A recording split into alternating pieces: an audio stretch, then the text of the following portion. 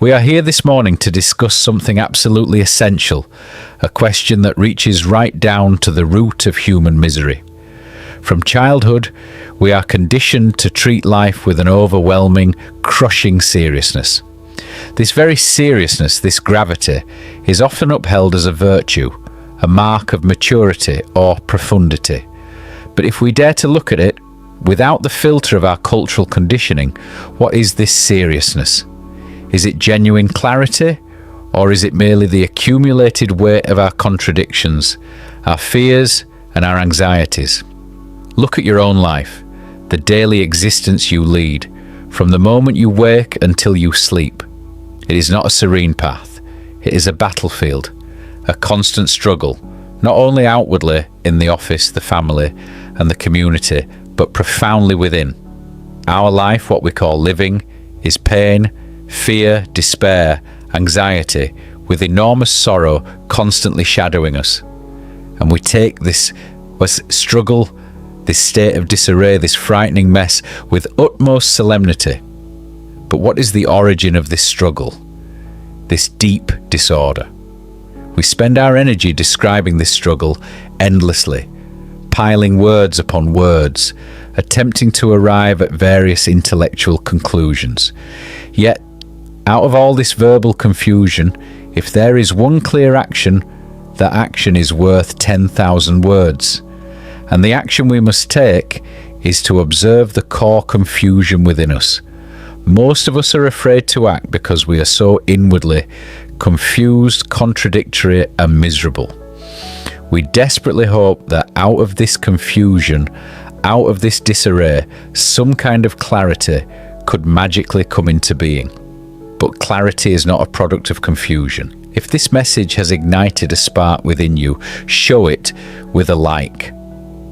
And to continue this journey of awakening together, subscribe and join our community of light. We are so heavily burdened, conditioned by our culture, by the society, by economic and religious conformity. And what is our conditioning based upon? Fear. It is the fear that forces us to accept conditioning. The fear of not achieving, the fear of loneliness, the fear of uncertainty, the fear of the unknown. And it is this very structure of fear that is the essence of psychological seriousness. We must inquire radically and fundamentally whether the human mind, burdened as it is, can ever be free at all, or if it must always live and function within the frontiers of its conditioning. Can we, each one of us, come upon a clarity that is not clouded over, a clarity that is not given or induced, but that keeps itself alive without effort or motive, a light that has no dependence on another, that is completely free? To find this, we must look at the foundation we have laid for our lives. Our present foundation is built on constant battle, on disorder, contradiction and misery. Such a foundation ensures that thought will inevitably become tortuous, deceptive, unreal and valueless. The serious person is the one who accepts and lives by the authority of others. You have put your faith in gurus, in saviours, in teachers, hoping they will give you the light. But they have either exploited you or utterly failed. You must distrust, deny all spiritual authority, however pretentious, however Asiatic they may be. Nobody can give you this light that never dies.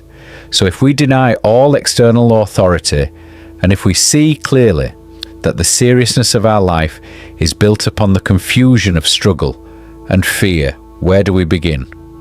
We begin by seeing this disorder, observing it, not only consciously, but at the deeper layers. We must see that the foundation of our life, as it is disorder.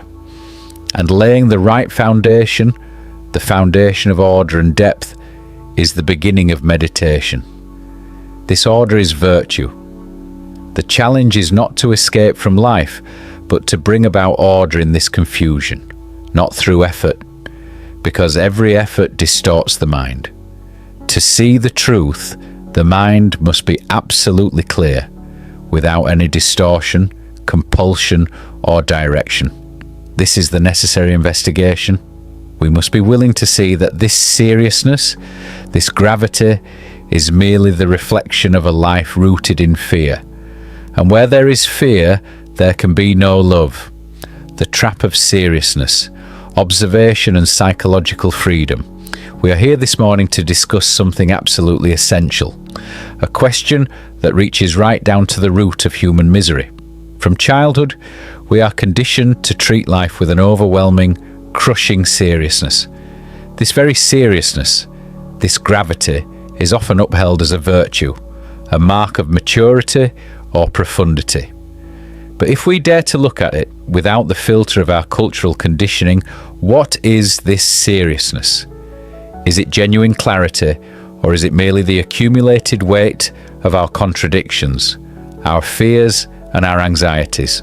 Look at your own life, the daily existence you lead, from the moment you wake until you sleep. It is not a serene path. It is a battlefield, not only within ourselves but also outwardly. A constant struggle, not only outwardly in the office, the family and the community, but profoundly within. Our life, what we call living, is pain, fear, despair, anxiety, with enormous sorrow constantly shadowing us. And we take this struggle, this state of disarray, this frightening mess, with utmost solemnity. But what is the origin of this struggle, this deep disorder? The labyrinth of serious thought. We must inquire together, radically and fundamentally, whether the human mind, heavily conditioned as it is, can ever be free at all. To do this, we must not accept my authority, nor that of any guru or teacher. We must be light to ourselves, a light that has no dependence on another, that is completely free. Look, if you will, how seriousness is born. It comes through the structure of thought, pleasure and its retention. You see the extraordinary beauty of a tree without a single leaf against the sky. It is enough, finished. But thought intervenes immediately. It takes the image, the picture of the happy experience you had. Thought thinks about it and wants it repeated, perpetuated. This very thinking about it gives strength to that pleasure. But if thought were to come in and say, I must have that same delight tomorrow, it invites disappointment and pain. The fear of loss. Thought having established a certain security psychologically, it does not want that security to be disturbed. Any disturbance is a resistance and therefore fear. Thought, thinking about the psychological pain one has had and not wanting it repeated, breeds fear. Thought is responsible for fear as thought is responsible for pleasure. Where there is pleasure, there must be pain. The two are indivisible. The weight of achievement. We take seriously the achievement, the success of becoming somebody in this rather ugly world. This drive for achievement is rooted in fear. It is the ego, the centre of recollection, the observer, which retains and holds the thing that is over and dead. This centre is built on the accumulation of experience. The word experience itself implies a process of recognition. Recognition means something that has already happened before. Therefore, experience is never new. Truth, however, can never be experienced because it is always new. It is never what has happened yesterday. What is old, the memory, the recollection, the dead experience, cannot discover the truth. The discipline of learning, freedom and observation. We arrive now at the crucial point, the concept of discipline. When we speak of resolving the immense burden of fear and the seriousness of living, the immediate response of the mind is to reach for a system, a method, a form of discipline. But what is the accepted traditional meaning of that word as it is practiced by society and by those who claim to seek spirituality? It is to conform, to imitate, to suppress, to follow a set pattern. This is the discipline enforced by fear, the fear of not gaining the ultimate reality, the fear of failing to achieve the reward promised by the system. Observe, please, what happens to a mind that is disciplined in this traditional way. When you force yourself to conform, you inevitably breed suppression. Suppression requires effort, and every effort to achieve a result, to achieve a state of being, distorts the mind. You might achieve what the method promises, but it will be nothing but ashes. Why? Because the motive is achievement, success, and the root of it is fear. Such a mind, constantly struggling and controlling itself, remains forever confused, dull, and mesmerized, like one who has taken a tranquilizer. We must put aside this distorted, traditional notion of discipline. We must look at the root meaning of the word itself, which is to learn. Learning in this context is not the accumulation of knowledge, not the process of accepting concepts, ideas, or formulas. Learning is the act of observation. You cannot learn about yourself unless you are free. And to learn about yourself, you must observe actually as one is, not according to any pattern, formula, or concept. This is where freedom and discipline cease to be two separate things. They go together. Learning and freedom are always together.